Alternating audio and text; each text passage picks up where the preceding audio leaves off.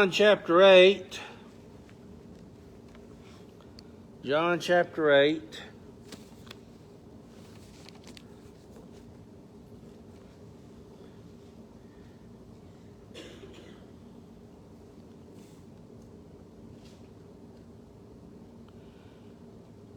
It says in verse 1, "But Jesus went to the Mount of Olives. Now early in the morning he came again to the temple. And all the people came to him. He sat down and taught them. Then the scribes and Pharisees brought to him a woman caught in adultery. When they had set her in the midst, they said to him, 'Teacher, this woman was caught.'" Have we done that? I think chapter 8 we did. Maybe it's chapter 9 is where we're going to start. That's it. Okay, I'm sorry, folks.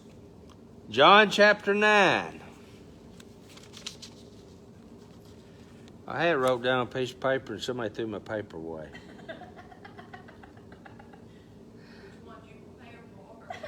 This one. But I happened to turn the page anyway.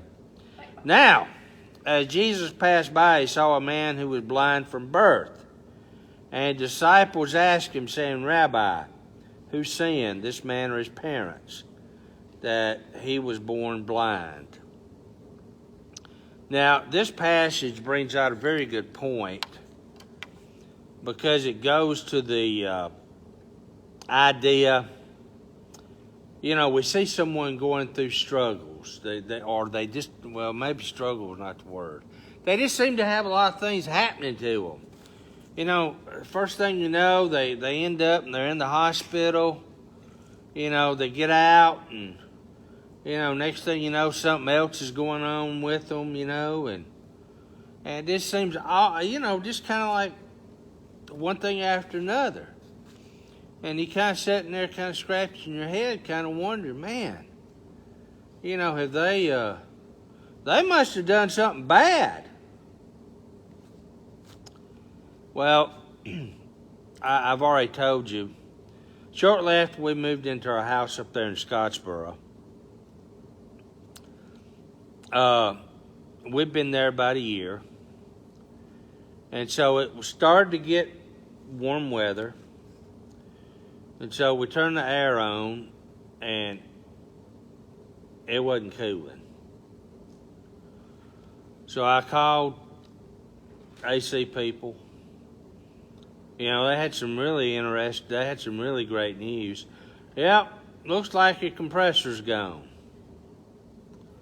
So I invested in a new AC. Wasn't but a few months after that, my water heater went out. So I had to go buy me a new water heater and put it in. It wasn't but a few months after that my dishwasher went out. So I went and got me one of them and put them in. Sometimes things just happen, don't they? And it's not that you're living a life of sin. I'll never forget, there was a guy, he ran some kind of a homeless shelter for men. And financially, they got into just terrible situation. And so he was putting out a monthly newsletter, and he just, in the newsletter, he began to question, what's going on? He's like, have we sinned? Because of all the things that just seem to happen to them.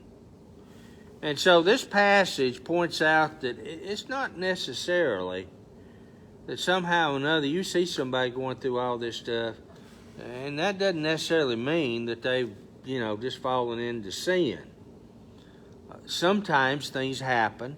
In this situation, Jesus used it in order to get glory and to prove to the disciples that it was neither he nor his parents. And so, he did what he needed to do to prove that. And so he answered that question. Who sinned, the man or his parents, that he was born blind. He goes on to say, Jesus answered, neither this man nor his parents sinned, but that the works of God should be revealed to him. I must work the works of him who sent me while it's day. And so Jesus understood his time was limited, and he needed to do what he needed to do because his time was short. We just never know, obviously, but it would be, if you knew that, let's say at the age of 30, 40, whatever, that that was as long as you was going to live, I wonder if it'd change our life. If somehow or another we knew. Of course, there's some people who find out, they go to the doctor, and the doctor tells them some awful news. We have on our prayer list Jamie Phillips' family. She found out, I believe it was cancer or something, and she hadn't been diagnosed long, and she died. And so Jesus knew, however, that there was a date out there, and he was going to be crucified on the cross. And so he knew he had to do what he was going to do, or else. And so, Jesus couldn't afford to pass up opportunities. He ministered some 3.5 years. That's unbelievable. If somebody were to tell me, you got 3.5 years, and that's all the time you get, to make a difference, I don't know. I guess I'd be worried sick. Did I do the right thing today? Obviously, Jesus didn't worry.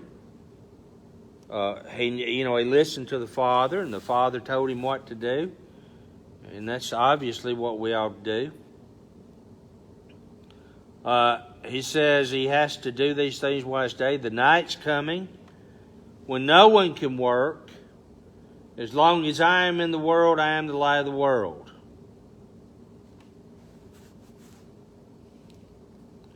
You and I are supposed to be a light as well. Now, we probably don't think of it that often, but everybody that we touch, everybody that we come in contact with, what if they were put in our path for a reason?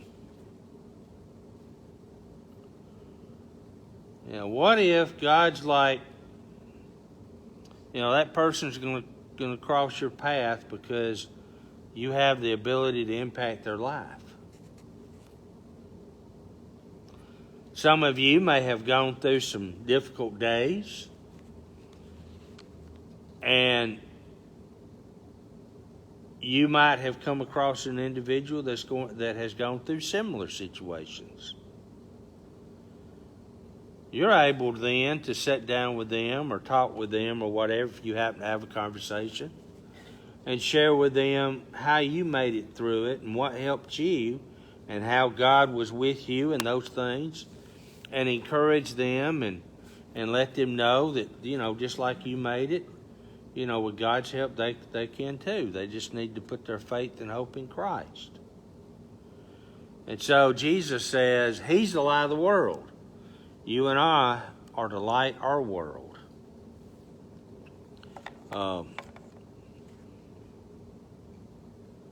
You obviously know that if you go into a pitch black room and light a match, darkness dissipates wherever that match shines. Darkness cannot stay where light is. And so Jesus says he's the light of the world. And we as his children are light. We're salt.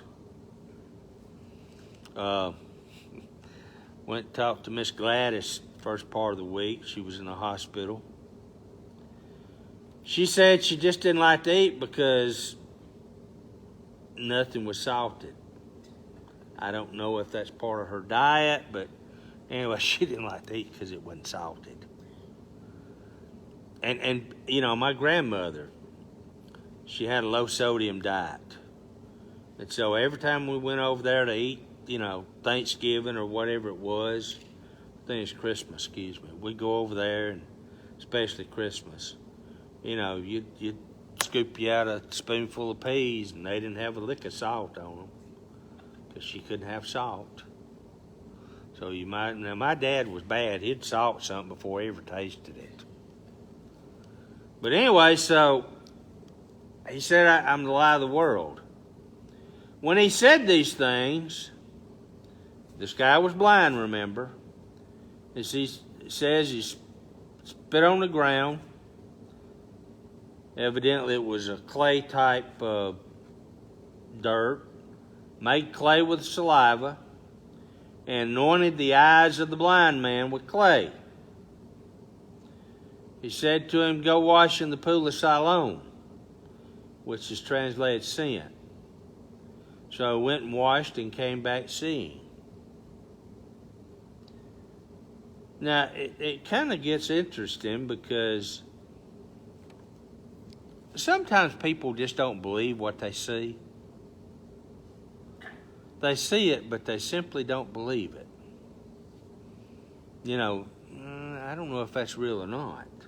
And I understand, you know, you've probably seen enough of these individuals on TV, these healing crusades, and you're like, I don't know.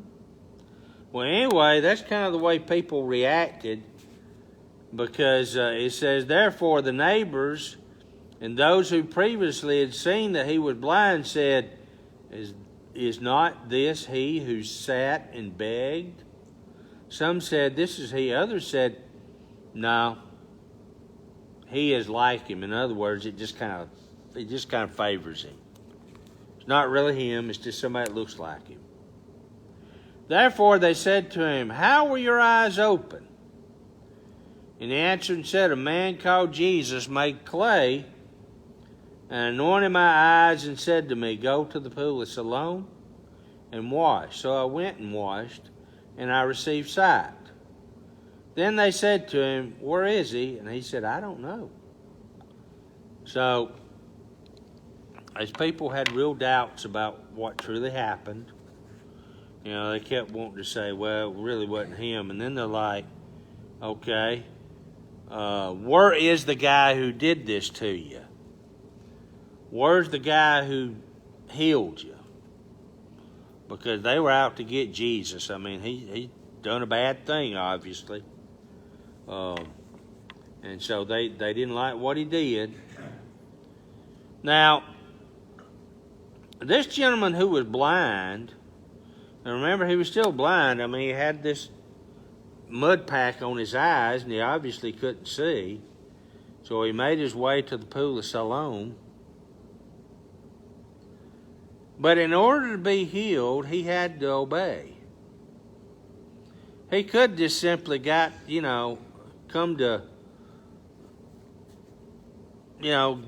somebody to give him a little water and splashed on, washed him off, whatever.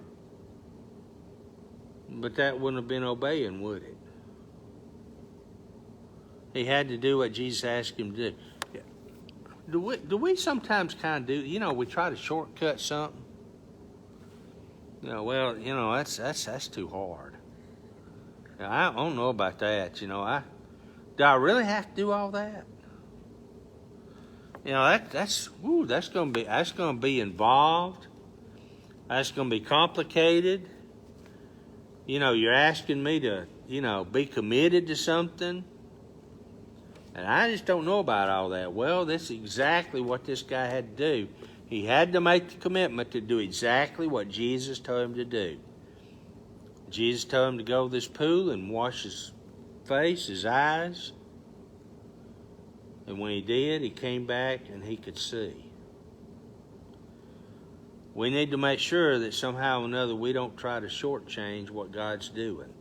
Somehow or another take a shortcut. Somehow or another try to do it the easy way. Because in this case, if he had, I don't think he'd have come back just as blind as he was before.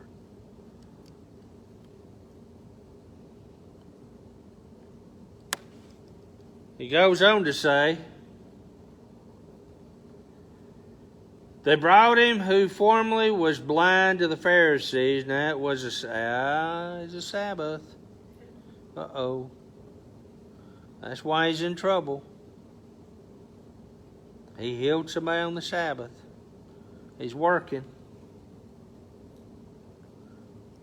It's okay if you get your ox out of a ditch. It's okay if you bring your blanket with you and lay it down, then you can go some more. But Jesus did something wonderful and helped a guy see who had been blind. It says he begged, so he was old enough to where he needed money to live on. Jesus gave him the ability now to where he could go and earn a living without having to beg. I don't know if any of you been in a situation where maybe when you were younger, you was in a situation where things were really hard and tight and you had to kind of go to somebody and say, hey, wonder if you might be able to help me out. That is not a comforting feeling, to go to someone and say, hey, I just can't, I got more month than I do payday. And that's hard to do. And so here's this guy begging. I don't know about him, but I would have been one happy camper if I didn't ever have to sit out there and kind of hold my container, whatever it was, hoping people would drop money in it. Now he's able to go and work for a living. And so that he healed this individual on the Sabbath. Others said, how can a man who is a sinner do so? Oh, Jesus is a sinner. He must be a sinner. He did all this stuff on the Sabbath. He calls God Father. He's doing it, so he's got to be a sinner. How can a man who's a sinner do so? They even accused him of having demons. So how can a man who's has demons in him, doing all these, how can he do such signs? And so there was a division among them. They said to the blind man again, what do you say about him? Because he opened your eyes.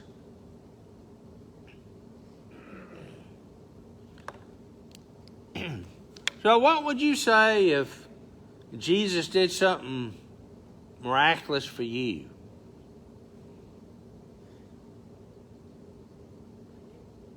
What would you say, Ron? Yeah? Must be a prophet. What else? What? Huh? Must be sent from God.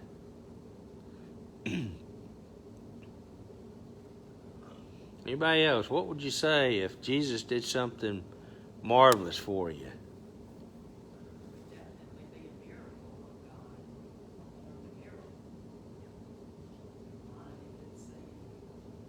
Absolutely.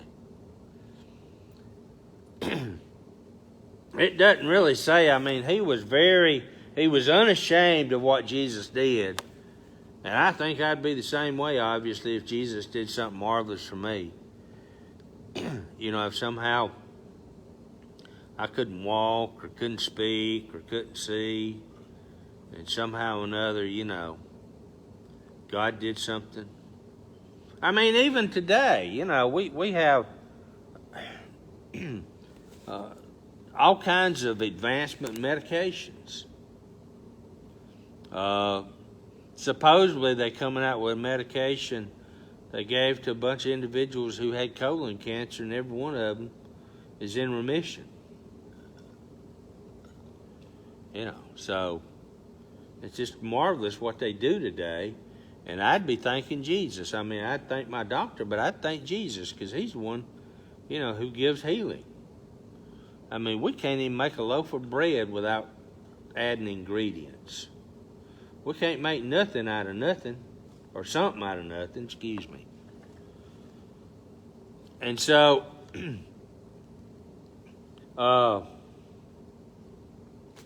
so what do you say about him? Because he helped me, he says prophet.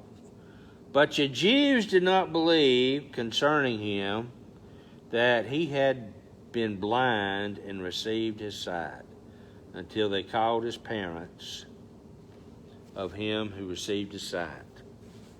Notice this, and they asked them, saying, is this your son, who you say was born blind? How then does he see? I love this answer. His parents answered them and said, we know that this is our son, and that he was born blind. But by what means he now sees, we do not know, or who opened his eyes, we do not know. He is of age, ask him. I don't know. I know he was blind, now he can see. Ask him. Now, they did that for a reason.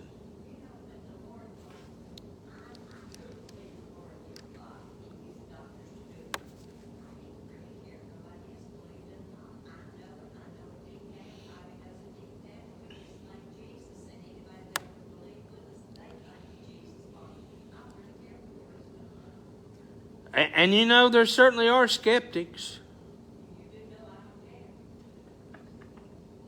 And you're right. I think we just have to say, well, if that's the way you want to feel, fine. But all I know is this is the way I was and this is the way I am now. And praise the Lord. Yes.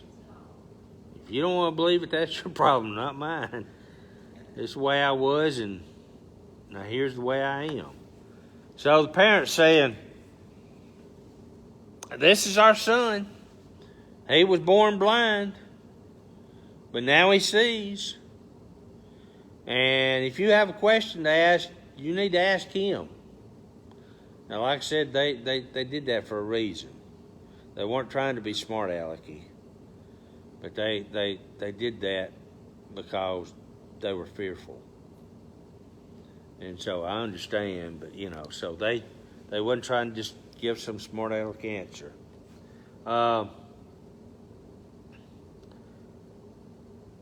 Verse 22, his parents said these things because they feared the Jews. For the Jews had agreed already that if anyone confessed that he was Christ, they'd be put out of the synagogue.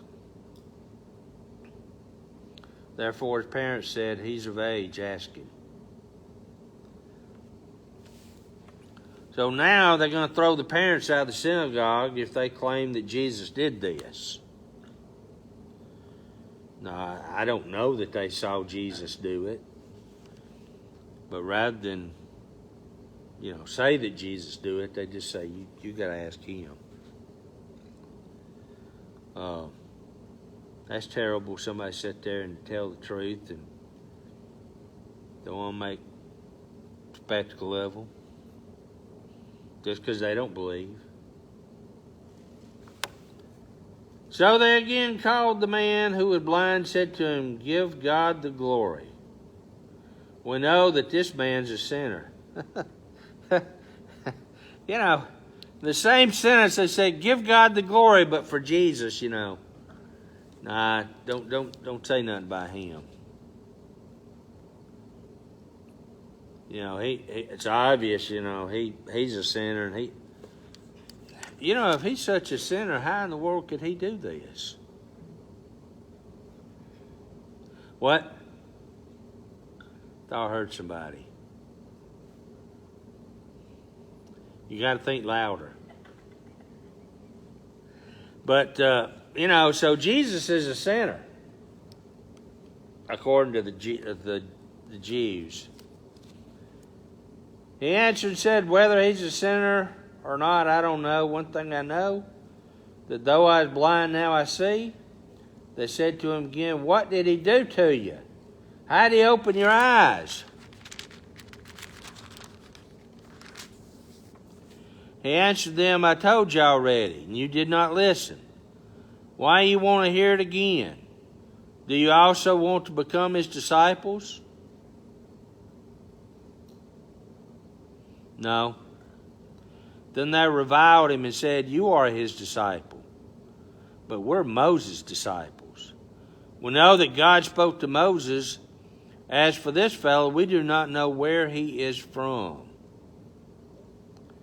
The man answered and said to him, why, this is a marvelous thing that you do not know where he is from. Yet he has opened my eyes. Now we know that God does not hear sinners. But if someone was a worshiper of God and does his will, he hears him. Since the world began, it has been unheard of that anyone opened the eyes of one who was born blind. If this man were not from God, he could do nothing. They answered and said to him, you were completely born in sins. And are you teaching us? And they cast him out.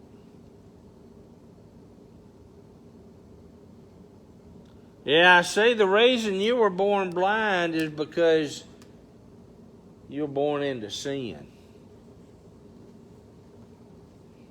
The same question the disciples asked Jesus. Neither. And so the Jews done made that, well, it's the reason you're like this because you're in sin. We need to be careful. We don't start pointing fingers to people because they're going through a trying time. Well, the reason you're going through that is because you're living in sin. Now, obviously, if you're not doing what God wants you to do, he can chastise you. If you're not God's child, now, he might be trying to do some things to help you see that you need to come to him. But we just have to be very, very careful about start pointing fingers and saying, well, this is the reason they're going through that. If they weren't living in sin, this wouldn't ever happen to them. So be careful.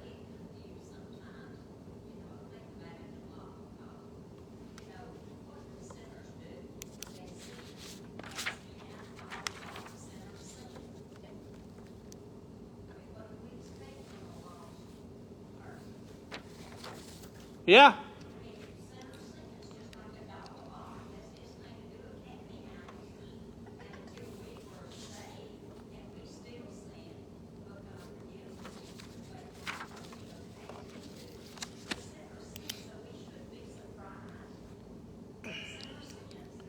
Well, that's what Jesus said a couple of chapters over. He said, you're doing what your father, the devil.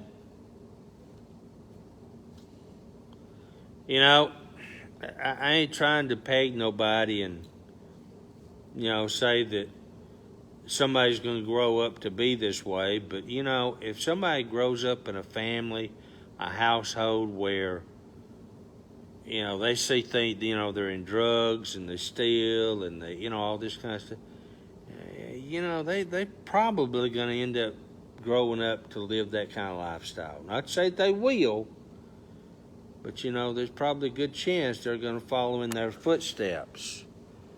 And so, yeah, you're right. So we shouldn't be surprised if we see a sinner, an unsaved person, living that kind of lifestyle. Satan's got them right where he wants them. They're doing exactly what he wants them to do.